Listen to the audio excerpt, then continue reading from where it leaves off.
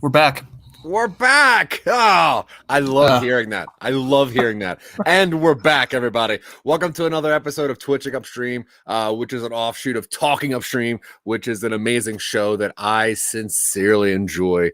But if you don't know who we are for whatever reason, my name is Zack. This is Dylan over here on this side today. And we are Some Nobodies. We are content creators. You can see some of our websites down here at the bottom, somenobodies.com. And obviously we have a Patreon going on as well. We do a lot of weird stuff. We have 15 to 42 different podcasts going on. We have a couple, faces appearances that we do throughout the week. We are some people's favorite Some Nobodies, including Mick Manhattan, which is great. Earlier, we found out that we were nominated for 4 Snobby Awards, Dylan. I don't know if you know that. Yeah, 4 Snobbies, which is great. I saw some other people that got some nominations, and it's looking like pretty good categories. So just being nominated is very cool. Especially when most of what we do is just talk to each other and make up weird stories. So, okay. So if you watch any of our stuff, Talking Upstream, we have guests on and we talk to them about their creative process. And then I ask questions to Dylan on his creative process. And then together we make stuff and then it goes places sometimes. What this show is we wanted to make sure that we could engage with people live. So we wanted to give everyone a chance to yell at us or talk to us and let us know if some of our ideas are good or bad, or if you have better names instead of Steven and Kevin, or if you have better ideas than whatever it is that we're going with, because whatever, we have ideas. They're great, but you also have great ideas, so whatever. Before we get into our content creation part, I do have some nerd news that I like to discuss with Dylan, who is my best friend. I find out a lot of weird stuff. I comb the news for nerd stuff. I text Dylan a lot, and he usually does not respond to me because we talk a lot on camera. So why would he? But before... Perfect. No, that's great. No, that's fine. But why would you? Whatever. Before we get into any of that, though, Dylan, sir, how are you? Okay. It's my Friday, so that's kind of nice, actually. Yeah. What does a Dylan do on his Fridays?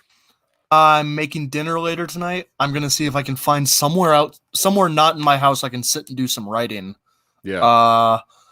My normal place has trivia on Tuesday nights, and they block off all their tables, so I have to find somewhere. It'll be fine. Yeah. And then veg out a little bit. It's gonna be nice. Nice. Yeah. How are you? I'm great, man. I'm great. Yeah, I have another show later on, and then writing and editing. Now I'm a producer on the new Chris and Chris podcast. I'm not sure if you've heard about this. Chris Harvey started a podcast with one of his friends, Chris Travis, and I edit and produce that. So that's going pretty well as well. Anyway, let's get into some weird nerd news. Special thanks to Scene Snobs for having us on here. We like nerdy stuff. We devote a lot of our eye attention to Scene Snobs and to nerd culture. So check out all their stuff, including our stuff that's on there. Yeah.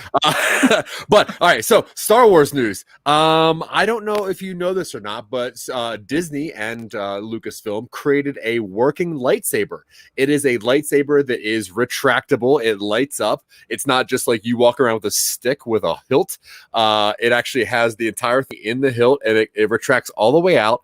They put the patent out earlier today, as a matter of fact, just to show people like how this thing works. There's been some animated schematics. Will this make you buy a lightsaber? Can it cut through a blast door? No. Do you have a blast door? No, but I figure that's kind of the upper level that I need to cut through. So anything below that. That's fair. Yeah. But yeah, you should check out the animation. It's very weird. It's pretty much it's the same kind of mechanics as like two working tape measures that can extend all the way out, filled with LED lights. I mean, it is cool. It is cool looking, but it is a toy. Along the same lines as Star Wars, though, I'm not sure if you've heard about this. You know, there's a lot of shows like Rebels and Resistance, but one show that never came out until from a couple months from now, actually, it's called Star Wars Detours. Have you heard of this? Is that the animated one where everything's kind of exaggerated? I've seen clips. I thought it was kind of like the modern day holiday special. Yeah, it's produced by the Robot Chicken guys with Seth MacFarlane and Seth Green, but apparently Disney has started like embracing all of the weird stuff that people make. So apparently on May 4th of this year, it's going to get dumped out there on Disney Plus, Star Wars Detours, which is pretty funny, but it's all the weird, just in between stuff. But whatever. So Marvel news. Not a lot's really going on. Obviously, people are waiting for like Loki, and WandaVision has really just really enchanted people with the quality of filmmaking they can do. But what are your thoughts on Falcon and Winter Soldier so far? I like it. I didn't know there were 6 episodes, so after the 4th one, I'm like, this pacing is really interesting. I wonder where this is going to go. And it's like, by the way, you're 2/3 through. And I'm like, oh, okay. I don't know. I was hoping that because the 4th episode, if it was like an 8 to 10 episode series, would be a really interesting place to put what happens. And now that I'm like, oh, okay, so just like the ending of WandaVision, I'm curious as to how conventional they're going to go. Like, as much formula they're going to apply. Yeah, and that's a good point. How much formula are they going to apply, considering that final shot that we got? No spoilers, but it is one of the bloodiest things that the MCU has produced. So that was pretty crazy. And also obviously Zemo dancing, and then the fans getting behind it pulled out apparently a 1-hour Zemo cut of him dancing. Have you watched that? I started it, and after about 15 seconds, I skipped to about the halfway point. And I'm like, all right, that's fun. And I haven't gone. I'm not gonna. I don't know. Yeah, it's like watching my dad dance if I like my dad more. Yeah. So yeah, whatever. All right, DC news. So a lot of people have been fan casting different, because now the Batman is coming out. Matt Reeves is Batman, and there's a lot of characters that are associated with this. One that has not been officially cast yet is all right. Yeah, no, I get that. One that hasn't been officially cast yet is the Joker. Now, there's been some fan postings of whatever of different actors being it. Do you have a preference for who you think should be the next Joker? John Travolta. No. Not really. Yeah. The last one I saw was Willem Dafoe, which I thought was a pretty good one, but it's very obvious. So whatever.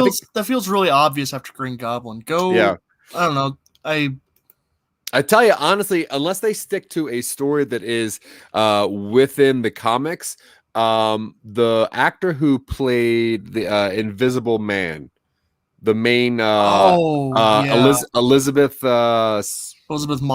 Moss. Yeah, I think she would make a phenomenal Joker. Yeah, but who was the guy from? It was the FX show about Xavier's kid. Oh, Legion. Yeah, who's the guy from that? Dan Stevens. Dan Stevens has a really good crazy grin. Yeah, he's a really, really talented actor. Might be too handsome, but yeah. All right, let's pop over into some nerd stuff. Nerd movie stuff. Obviously, Mortal Kombat's coming out soon. And if you don't know, the Real Boys are going to do a special review of that next Monday night at 8 p.m. Eastern. Maybe 8:30 Eastern. I'm not really sure. But either way, obviously, Mark Hamill's a great Joker.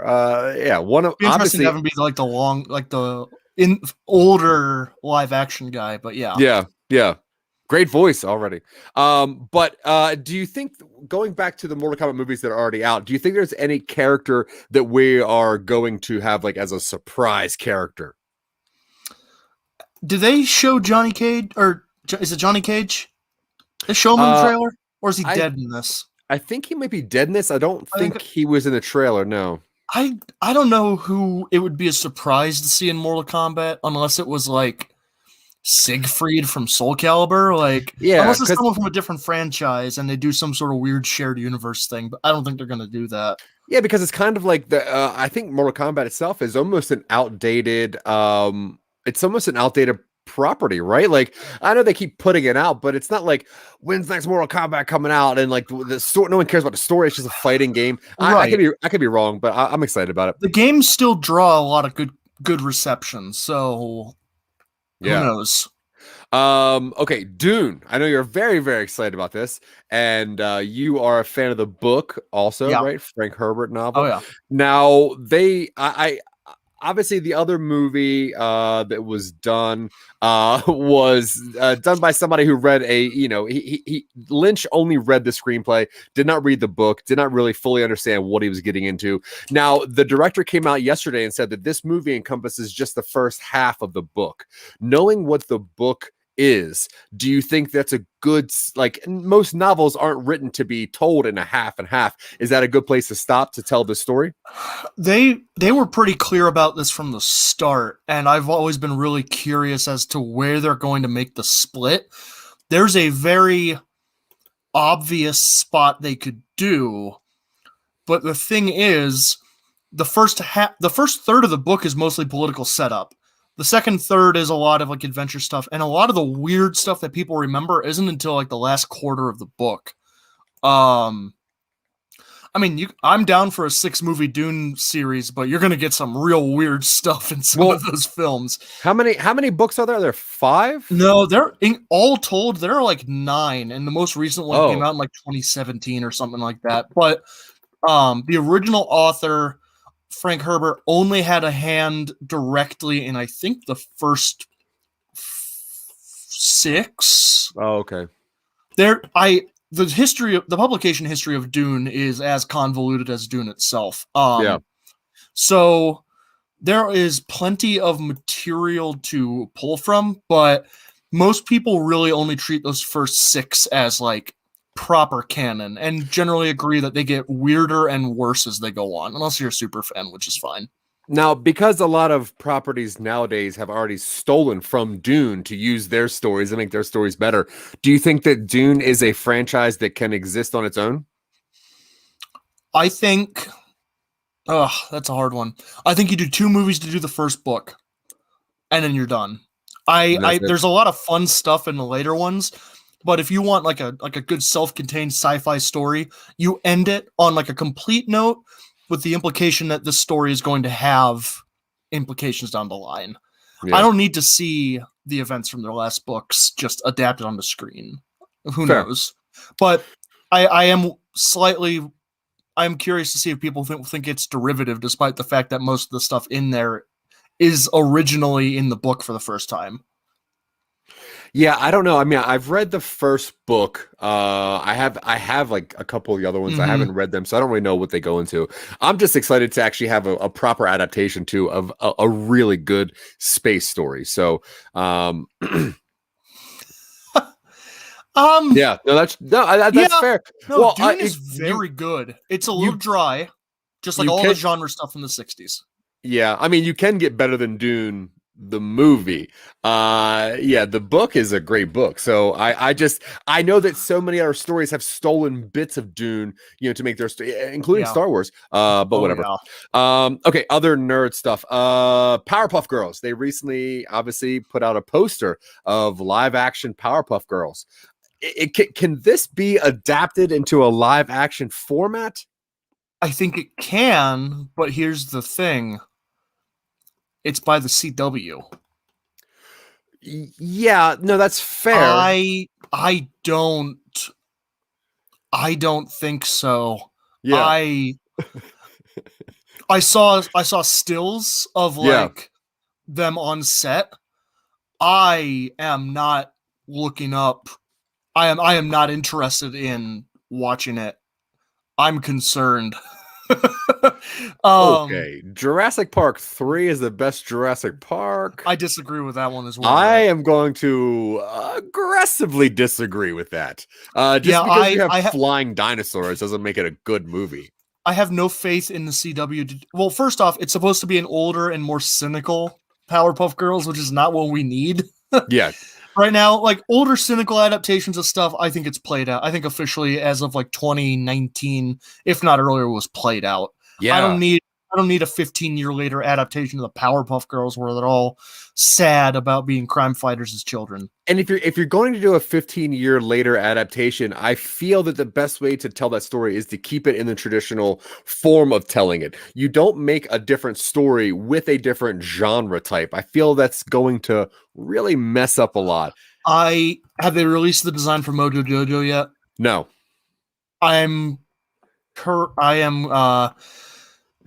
We'll see. Okay. No. Okay. There is not really a good plot line with Jurassic Park 3. It is visually better than 2. It is plot-wise maybe the same as 2. And it is as forgettable as any of the current remakes. Jurassic Park 1 is a phenomenal movie with a good story, not triggered. That's just how that goes. Dexter's Lab movie, that'd be pretty cool. I would love to see that. But once again, you don't do a futuristic Dexter Lab live action. You don't do him as an adult. Right. You do it now, not Artemis Fowl style, but you do it now. Keep it pretty similar, but that's cool. Oh, God. No, it's some kid. They got some kid to be Mojo Jojo. Oh, really? Yeah. Well, whatever. It's probably right. Whatever. Okay, so Thunder Force. Have you seen Thunder Force? This is the current sci-fi movie. Just came out on Netflix. It is in the top 10 in the US, and as you know, I have an affinity with the top 10 in the US on Netflix. And this is one of the newer ones. Hello, Mr. Taylor. How are you, sir? Good to see you. Sorry, I'm gonna stop that. I'm gonna stop that. Yeah. You're good. So Thunder Force, it's kind of a concept that I think that we would have thought up. It's a pretty good, like, comedic superhero tale. It stars Melissa McCarthy and Octavia Spencer. Great actors for the most part. Octavia Spencer, better actor. Way better. Now, the first thing that you would think if I told you that these two actors are playing superheroes, what would you say this movie is about? Two, like, women in their middle age being superheroes with some slapstick. Yeah, like, I mean, a lot of pratfalls. Yeah. It is. It was actually a very cute tale that goes into a lot of superhero stuff. But I will say, sex, gender, or size does not play a factor in anything that has to do in this movie.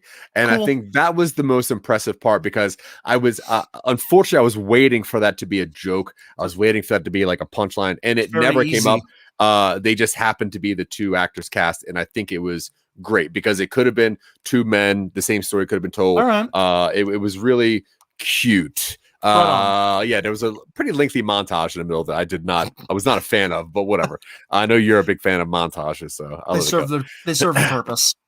Okay, so my favorite bit of nerd news that I found out today, it was recently released that if you don't know, we're in Colorado, which is almost like a Tesla hub here, but Tesla has voice activations. You can tap on the button and say certain things, and a Tesla will listen to you. Turns out that if you hit the voice activation button and say open bunghole, it actually opens up a charging port in the trunk. You can also say close bunghole, and it will close that thing. But I thought you were gonna play. I thought you were gonna put that up, right? Yeah.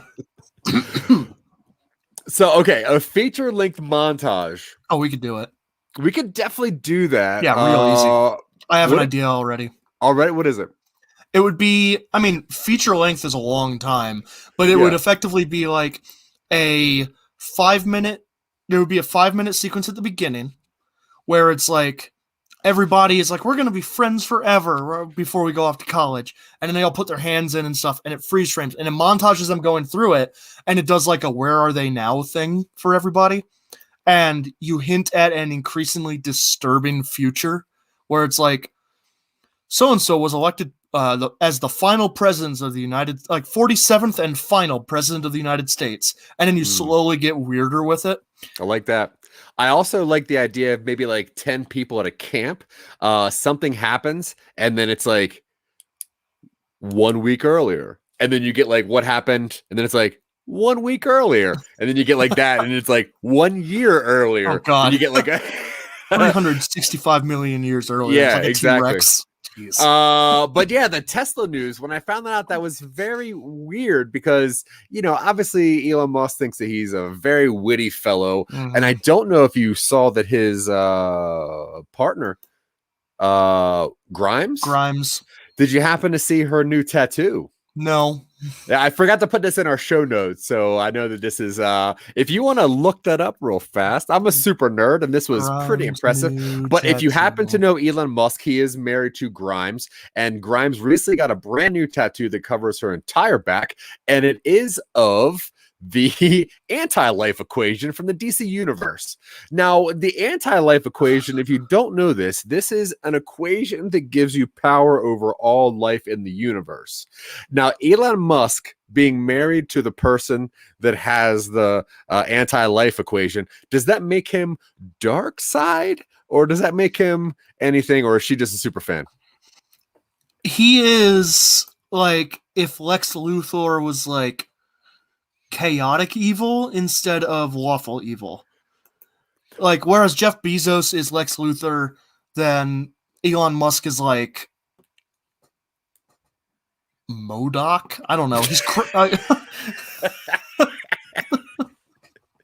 I could see him designing a floating computer chair just for the hell of it. Just for murder and killing? Yeah. Oh, I love that.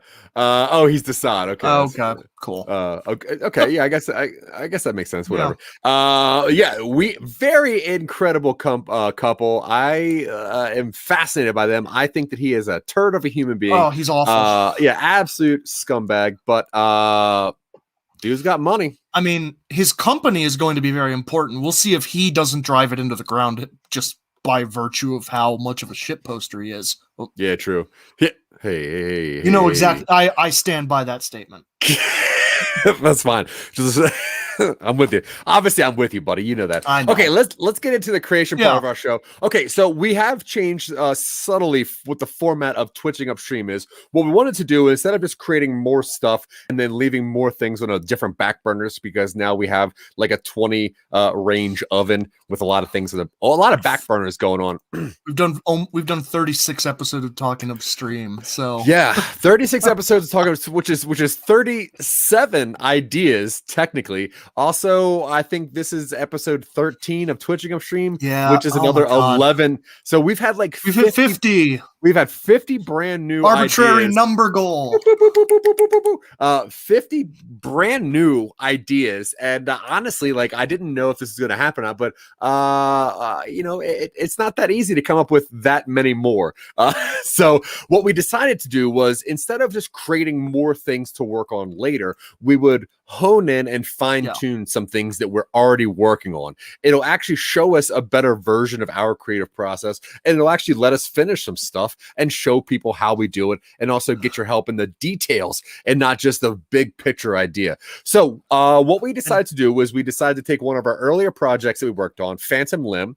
I'm going to have Dylan kind of go over the synopsis of that soon. But we took that down and we decided that if we wanted to make that into a script, something that we could produce or at least read, like a 40-minute script, here's the steps we would need to take. It would take us roughly 4 meetings together, and we would have different kind of segments. The first one we've already had, which is the overarching what the basic story is. The second one is kind of going in and hitting those bullet points and making sure that all the plots are connecting. The third one would be a little bit of character development and a little more plugging away at those plot points and making sure that each of those is interesting and worth telling story. The fourth one would actually just be the writing of it and almost the boring part, which is Dylan sitting inside of a very busy or closed cafe, thinking of very cute, clever things to say. So that's what we're doing. So Dylan's going to tell you the synopsis of this story, and if any part, just please let us know what you think. Give us some ideas, and then we're going to just fine tune this thing and make this something that we want to read, and you guys would like to watch us talk about. Yeah. So I spent the week going down the detailed synopsis we created last week, and I put it down into beats. Story beats are kind of like the kind of peaks of where the story is. It's the individual parts where you're like, and then this happens, and then that happens, and because of that, this happens. Those are what beats are. There's a generally well-regarded sequence for this from the from the book Save the Cat, which outlines how to put your story into beats. So I'm just gonna kind of go through what we have now without getting very specific. This is Phantom Limb. So we're in Cincinnati. There's a gang hideout. We see a crime boss. He's got like an amulet on, and he's talking about someone who can exercise a curse out of him. There's a surgeon. He is a specialist at reattaching limbs. He is nationally known, and he's nationally regarded, and he goes on about his oath, saying that he promised to do no harm. Zack, lay me down a beat. Boom, boom, boom, boom. Okay. No, 4 is fine. I meant 1, but you can do 4, I guess. Okay. There's a national press piece, or he's like recognized in public, or he's put on like a TV show or something, and he outlines that he's a veteran, so he's trying to help people. He's trying to give them a way back into their life, and generally he took the Hippocratic Oath to do no harm. So that's what he's going to do. He's out with his family. We see someone watching him. He is approached after a shift by a shady character, offering him a whole lot of money to do a private job for him. He's not into it, so he gets kidnapped. Wakes up, he's in a strange room, he doesn't recognize where it is. He's taken to an operating theater. He's instructed to remove a foreign object from a crime boss. He considers letting the guy die on the table, but he takes his oath seriously, so he does. And it's this weird operation he doesn't quite recognize, but it seems to go well. He's given news that the gang... He's taken back to his room. He's a prisoner, obviously. And he's told that they have faked his death for him because he's so good at what he does, they need him on staff. He's not a fan of this, so he tries to escape. The surgery he did kind of weirds him out a little bit. And then he's brought into this operating theater again, and he's told there's a man on the table with like a tourniquet around the stump of his wrist. He's told to attach a demonic hand to that guy's wrist. And you can tell it's demonic because it's presented in like an iron and black wood box, and it's twitching. It's got 3 fingers. It's it's like a Teenage Mutant Ninja Turtle hand.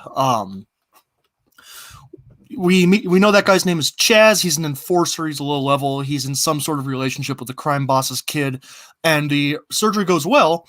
So the crime boss invites the surgeon to dinner and is like, "Hey, you saved my life. You saved my guy's life. We want you to do work for us. We're not going to let you go. So if you do, we're not going to hurt your family." And he goes, "Okay, but if I do, make sure they don't have to worry about money for the rest of their life." And the crime boss is like, "All right, supernatural surgeons are in short supply, so I guess we could do that for you." The gang gives him a nurse and unbeknownst to the surgeon, that nurse is eventually supposed to learn his secrets and betray him, which we'll get into later. We see the surgeon do some ride-alongs with the gang. We see them in a turf war with supernatural forces elsewhere. They break into the underworld. They're a relatively new gang, and these demonic powers are supposed to help them really kind of enforce their way into the existing power structure. Midway through, Chaz, the enforcer, gets shot, and he needs a blood transfusion. And they figure at this point, all right, give him some demon blood. So the surgeon realizes that, this is kind of a big deal, and manages to enter into a deal with Chaz that, scratch my back, I'll scratch yours. Successfully does it, and just sort of through that operation manages to save Chaz's life. At some point, some time passes, the surgeon starts to get cocky because he's doing all these weird surgeries that he never thought was possible. He realizes that the payments to his family are probably going to continue whether he's dead or not, so he goes on more ride-alongs. We meet more people who are in rival gangs.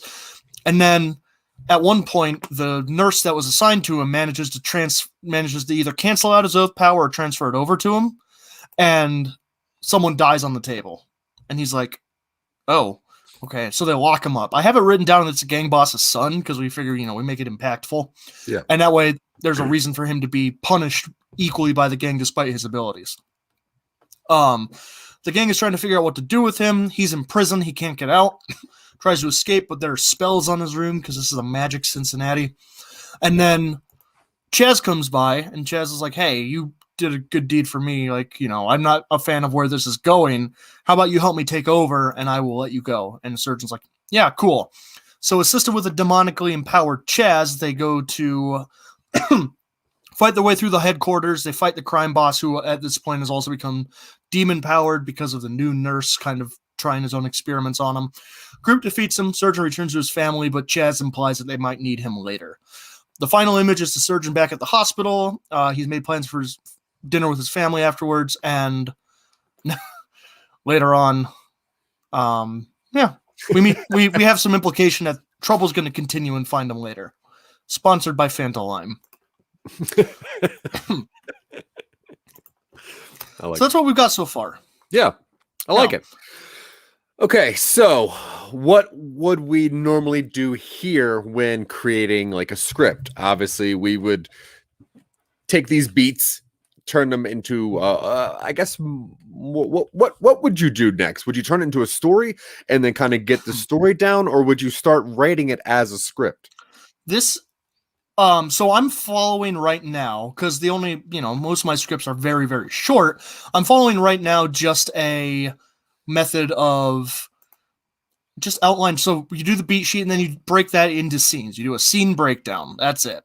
Cool. So at this point, what we should probably do is just go through and just be like, and then this is a scene, and then this is a scene.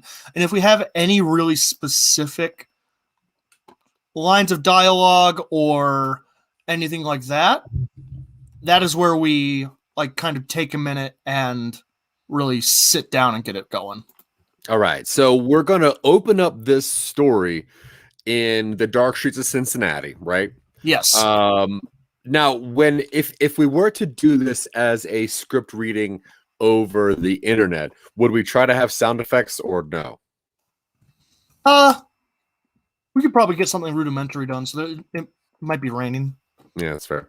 Okay, so we have a gang hideout with occult symbols. We have a crime boss at a window touching his hand to an amulet, and they are talking to an enforcer about finding someone who can excise it. Now, this is a scene, correct? Like, yes. That's the opening scene. That's fair. Yeah. Now, what we need is the gang and a crime boss. Yeah. So we're going to need some characters here for our gang and what the gang is, etc., etc., etc. Yeah, Michael Winslow would be. Well, I'm sure he's looking for work, so we'll get him. Yeah, we'll definitely get him. Yeah. So okay, I mean, what kind of gang? It's a street gang. It doesn't need to be that fleshed out. What we're doing right now is just laying scenes out. All the visuals and stuff we can kind of like determine at the time. This is literally just to get the story flow going and kind of like figure out who's where, what that scene is, and then this will be what is taken and turned into the script. Oh, okay. So that opening scene, that first bit is just this bullet point right here, which is I hope people can read that, but yeah, regardless, I know you can, but you're on the dock. Well, no, I'm looking at our screen. Okay.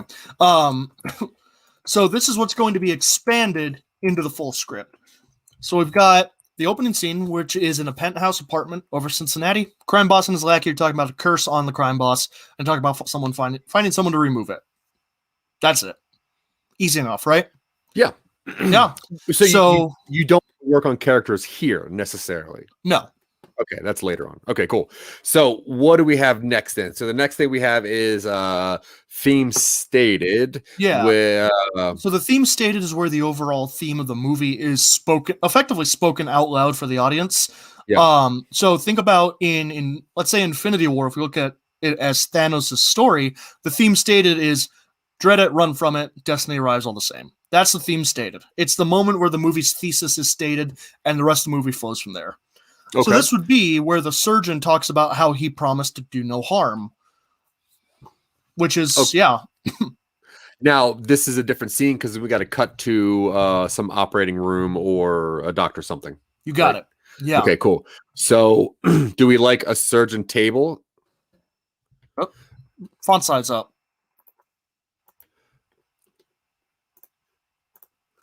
There we go.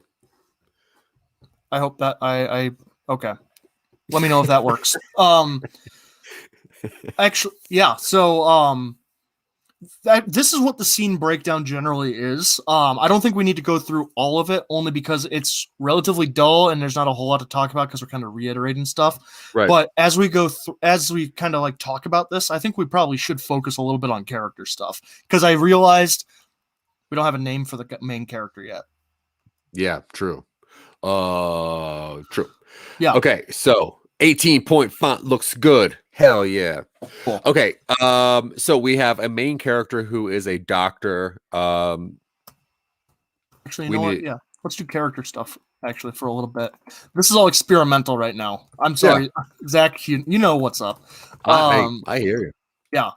So this is also the way that we work anyway. It is also the way that we work. You guys are getting like a right up front, unfiltered, live explanation of what this is. So we've got the surgeon, we've got the crime boss, we've got Chaz. Yeah, we have a gang. Got gangster nurse. Ooh, cool. The one who tries to steal his ability. Oh yeah. Surgeon's kid, maybe as a kid. There's not a whole lot of characters in this one. Does the surgeon have to be a man, or does that matter? Okay, it doesn't have to be. Yeah. I wrote it with all male pronouns, but I generally write from my point of view. So unless we default to something else, well, you've always told me how much you want to be a surgeon, so that's okay. Yeah, instead I went into writing. Here I am. Yep. So yeah, let's talk about characters a little bit. Cool. Especially, like, we should probably give all of them a name, just so I can refer to them as name. Yeah. So, all right, our surgeon is, they got to be a little bit older because they have to have a lot of experience, right? So we're looking at probably in their late 40s or early 50s, good amount of experience. Now, what does this character need? Nothing, really. They have to just be wanting to be good at their job. They have a family. They have a job. Even their Hippocratic oath, and they have a family. Cool. So let's say that. Do you think that the story would be different with a specific like gender? No. There might be some like initial questions with the gang interactions, only because it's like, I mean, a woman captured by a gang is different in the society than a man is. Yeah, I think that's the only real difference. The story does not hinge on a presented gender. Yeah, that's fair. And he's going to get roughed up a little bit in the beginning. So, all right, cool. So let's just say the surgeon's a guy. What's the surgeon's name? His name is what's like a name that we don't use very well. I don't know, man. How about I got nothing. There's really no good F. Thaddeus is great. There's no good F names, really, honestly. Frank? We do Frank all the time. Let's go Thaddeus. I like that. Thaddeus. All right. Dr. Thaddeus. Thaddeus. Dr. Thaddeus Cole. Thaddeus Cole. Good, strong character name right there. There we go. Cool. Surgeon's wife. Also a doctor, Dr. Cole. This is going to be Dr. Catherine Cole.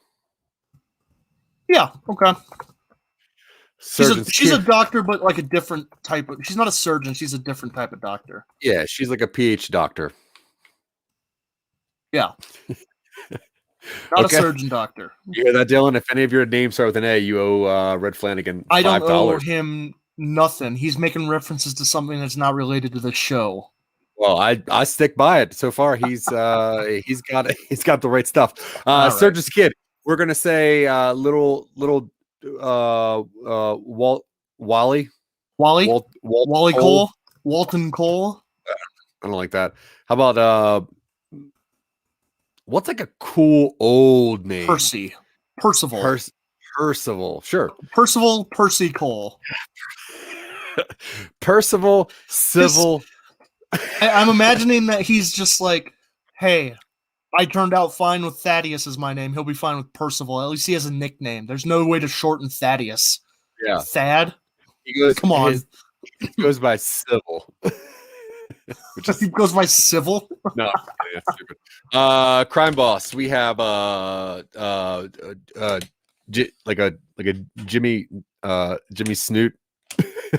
Jimmy Snoot?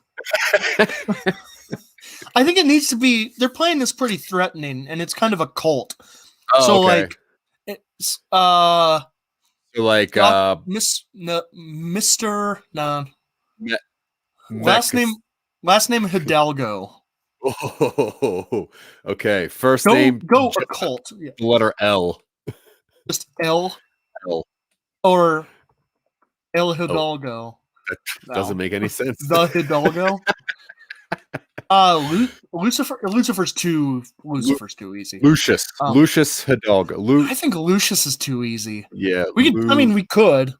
Lucas Hidalgo. Lucas Hidalgo. I think Lucas. It doesn't really matter. Chaz. Okay, so obviously his is probably Charles. Charles Chaz. Yeah. And he's not the son. Yeah. Sonny Hidalgo. Son named Sonny. Yes. Probably the second best. That. Yeah, that and Junior. Son, if you're gonna get into occult practices, you can't put your actual name out there. So Lucius is Sonny. Only tell the closest people you know what your actual name is, because they can use it against you in spells. Yeah. Lucius is a little played out. Maybe we should go with. We said Lucas. Oh, okay, Lucas. That's fine. Lawrence. It doesn't have to be. It doesn't be L at all. Actually, it could be Wyatt. Or Wyatt Hidalgo. Ferdinand. No. Emilio. Stephen. Oliver. No. Stephen Hidalgo. No. We're getting really stuck on this last one. Anyone Henry just say Hidalgo. Ugh, I don't like that. Hidalgo. Nobody. He doesn't use his first name because he doesn't want anybody to use it against him. Sure. All right, that's fine. Charles's last name is Stilton. Chaz Stilton. Sure. Frederick Hidalgo. I like Frederick Hidalgo actually. Yeah, Frederick. Chaz Stilton. Yeah. And the nurse who I kind of pitched. I thought about pitching Francis, but Francis is cool. Or Francis Hidalgo. Renee. He's French with the last name Hidalgo. The nurse. Oh, okay, sure. Renee or Peter. Renee Peterson. Sure, I like it. Cut it in the middle. All right, so this is our main cast here. From the first. Do we want to talk about who Frederick Hidalgo's crime family is? What they're up to? Yeah, I figured the way we're kind of doing it right now is that they are a low effort, like this is kind of a point. We are moving towards camp, but this is kind of campy anyway. Yeah. Depends on how sincerely we want to play this. If we take this seriously, I don't know. How about Chaz Sherman? Sherman. I like having a hero have a very not strong last name. Yeah, sure. An enforcer who disagrees. Yep, Diascrisis. With gang's methods. Cool. And lactose. Nah. Okay, fair. We just see him eating a whole wheel of cheese. He just he loves it. He gets a demon jaw, just unhinges it, and just swallows the entire thing. Yeah. So his special power later on is that he is just a snake man for cheese only. Snake man cheese. Yeah. It's a good jug band name.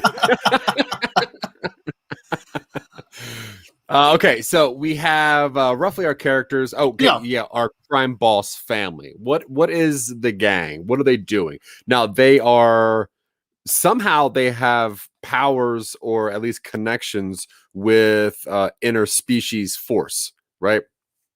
Yeah, he has supernatural connections. Ooh, Because Demon Snakejaw is great. Yeah. he has supernatural connections because he's descended from cult leader. Yeah, and sure. he's using those cult leader resources to like make a crime gang. Yeah, and yeah, sure. And the cult leader is saying it's religious, but it's actually just science. Yeah, sure. Shiv is just throwing them some just scraps of demonic stuff. And this is in the same universe as Deadbeat, so we've already got a little weird supernatural universe going on. I told you that's the way my brain works anyway, so we might as well just roll with it. Might as well. It's the paradox. It works. All okay. Right. Do we need more about the gang? I mean, figure they're trying to muscle in. Do they have a cool gang name?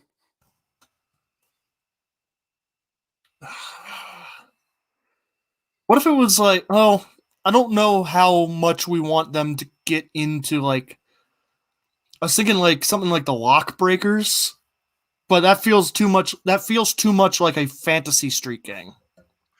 Okay. What is a non-fantasy street gang name? I don't the Bloods. Like, that's the thing, is that gang names in the real life aren't necessarily like as dramatically entertaining as the Gentleman Bastards or the, I don't know, any other gang in here. Yeah. What if we just call them like the Hinge? The Hinge? Yeah. Sure. No, I like it. Well,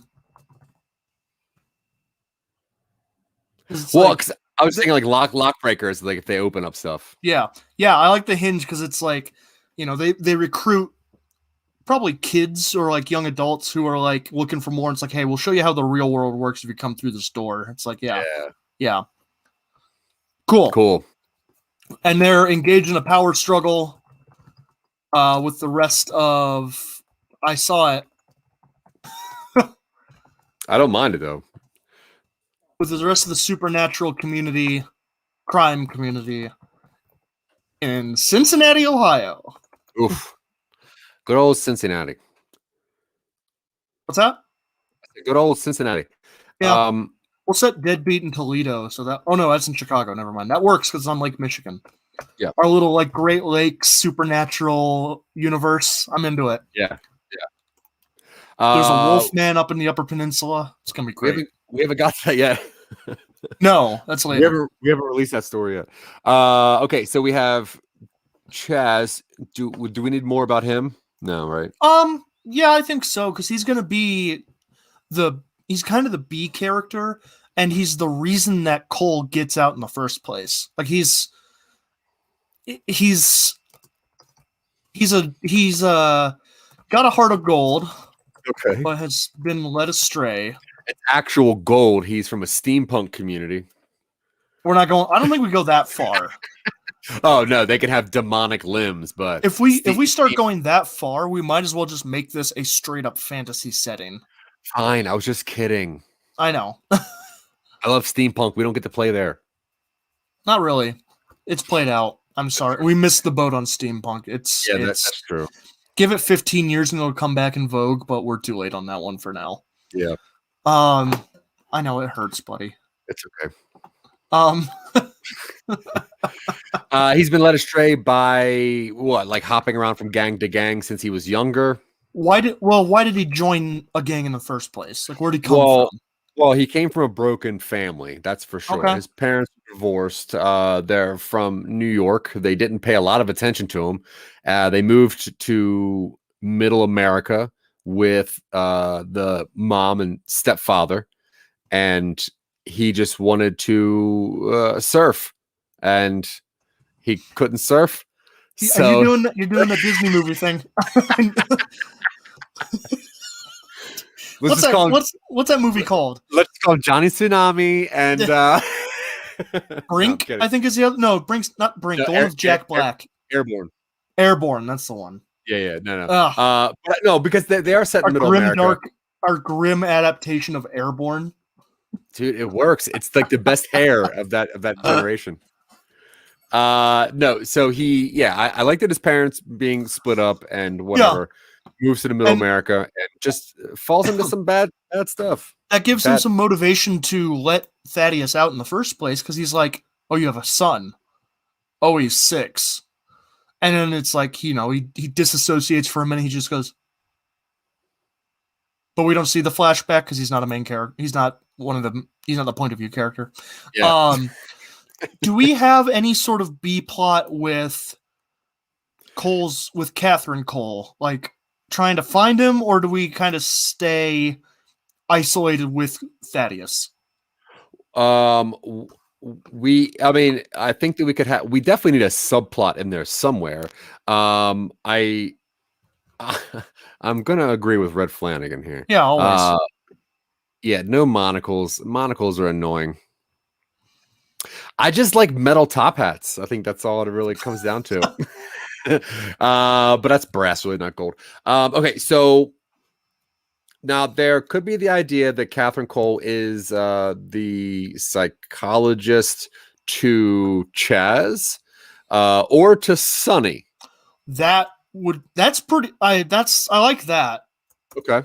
She has her doctorate in psychology or something. Yeah, maybe she's talking Chaz out of like leaving the gang, and he's like, but now he has to be told to like also kidnap them. Yeah. Could be cool. Does Percy do anything, or is he just the cat? Percy figuratively does not, speaking. Yeah, he does not do anything. I don't. How old is he? Like, I was gonna say between 5 and 9. Yeah. Mostly a plot device to make the audience sympathize, to generate audience sympathy. Probably has a stuffed animal that's a dinosaur or a mini kaiju. That way we see it later and whatever. Jim Stephanie Sterling. I don't know who that is. I don't either. Well, I am gonna look that up real fast. Yeah, me too. And in the meantime, I'm going to let's see. Jim Stephanie Sterling. Yeah, 100%. Oh yeah, Jim Sterling. Okay. Yeah. Oh, Dylan knows him by his. I didn't know they had changed their name. Jimmy. Oh, gotcha. Okay, so I didn't know it was the Jimquisition writer. Oh. Anyway. I thought it was fun. All right, what else we got to work on here? Kid doesn't do anything. The crime boss is whatever. All right, Sonny. Yeah. Hides his actual name in case. That's fine. I think we work on the. Yeah, go for it. What were you gonna say? No, I think the next character, because Sonny dies partway through. Oh, okay. Which Renee, the nurse, instigates that secretly. We don't know that. In order to break Thaddeus's oath. So I think we make Renee like she's secretly like a member of an actual spellcasting organization, or like an actual magic organization, and she's kind of like Hidalgo's like ace in the hole a little bit, where he's like, maybe he was training her up to be the surgeon, and he's like, we found an actual magic surgeon, and this opportunity is too good to pass up. Yeah, right? I like that. That's okay. Cool. I'm down with that. It flows right. Trained to be the transplanter, but was replaced in the last minute by Thaddeus. She uses her magic powers to break and steal or emulate. I'm going to say emulate. We're going to make her like a spell thief. Oh, cool. All right. Thaddeus's oath. She dies by Chaz. I figure she can be like when they get to the boss room at the end and they have to fight Hidalgo. She's been like Frankensteining him into like this superpowered guy or something, or she's been doing it to herself. Yeah. After the reveal that she's been enhancing herself with dark magic. And we'll call it something cooler than dark magic, because dark magic is a generic fantasy term for people who don't have something better. That's my personal beef with the genre right now. Hey, we all have our fights. Yeah, that's a hill I'll plant my banner on. Yeah, I mean, it's a weird one, but yeah, sure. So a little bit of Sonny. We should see Sonny beforehand. Is he being groomed to take over? I mean, I would assume so, but how does he feel about it? He's probably not cool with it. Sonny probably wants to move into, the next generation of crime fighting. Maybe he wants to go more Bitcoin. He wants to do legitimate business of some sort. It's we've got all this resources. We don't need to do crime to get rich. Yeah, we're rich enough that the money just arrives. Yeah, and Hidalgo's like, you don't know what it's like to not have anything.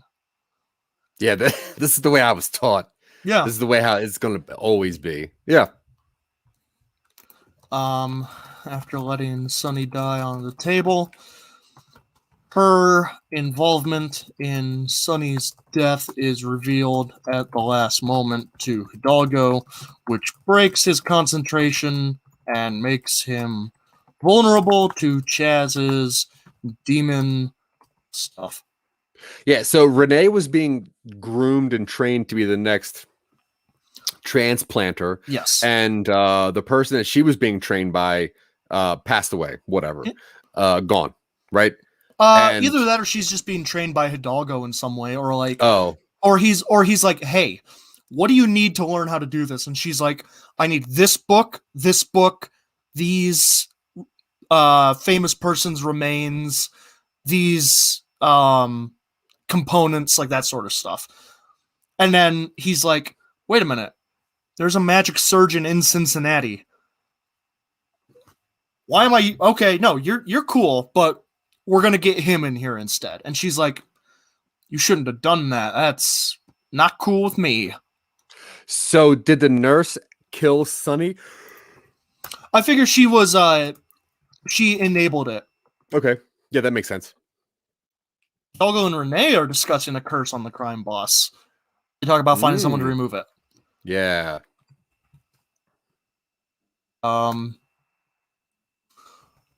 Hidalgo says his people might have found someone who can already do it. I know this text is too small, but this is all behind the scenes stuff. You got to get to the 18. Hidalgo says people might have found someone who can already do it because there's not enough time to train Renee before the curse kills him. And I figure the curse will be put on him by some rival magic gang. The established magic powers. Right? That makes sense. And then the movie can be a struggle against them. Yeah. I like all that. Before the movie by the 6th Street Saints. Ooh, cool. I don't know. It's alliteration, and it's like 666. No, I got it. Which is the driving... You love your weather humor. I sure do. How are we looking? I think we're looking good. We definitely set ourselves up pretty good for next episode. We are out of time. So I think with that, I'm gonna start talking us off, if that's cool with you. Go for it. But yeah, that has been our show. Thank you so much for hanging out with us and making another weird group project for Some Nobodies to work on. As you can see, what we're trying to do is fine-tune our process, really figure out what it takes from the stupid idea we come up with on Talking UpStream, and then bring it actually down to something that we can have our friends just talk about and produce. Maybe, who knows? But yeah, so we're still working on Phantom Limb. This has now been, I guess, technically part 3 of a Phantom Limb project. You have to go back and find the previous one, but and it shouldn't be too hard. It was one of the first couple. But if you want to check out more on this and some of our other weird projects, you can always go to somenobodies.com. And if you really want to be our friend and you really want to help us make some things happen, including the movie that's in post-production, the board game that Dylan's still working on about trains, or the theme park that I keep pitching on based on the Blade Runner universe, then head over to patreon.com/Some Nobodies. Some people that we really need to thank, and we also really would like to thank Mick Manhattan on Scene Snobs. Like I said earlier, really some real nerdy goodness, really awesome people over there. Myth Stories over there now. You get the PVC cast. You have a great show. This. Yeah, Entertain This. You have, obviously, Scene Snobs himself. You also have the show Remake Revolution, which is something that we're on currently, and we're having a great time with that. So check out all that weird stuff over there. Scott Curtis from Behind the Bits, an award-winning podcaster, decent impressionist, amazing human being. Sarah Tkachuk, Tanya Sheck, some East Coast people. If you're in a podcast but you want to read the words instead of actually just listening to them, you can find Listener app on Instagram at the greatest podcast app. Also, Jim Eid at the Eid Foundation, Chess Without Borders. They're striving to bring chess community to those who need it. Chess is a gift that lasts a lifetime. You can check all of our weird stuff like Silicon Angels, the podcast show, Talk UpStream, Twitch UpStream, all that stuff everywhere. SomeNobodies.com. I appreciate you. I've been Zach. He's been Dylan. You have been great. Oh, yeah. And I'll wait till Dylan says that we're back. Yeah. Bye.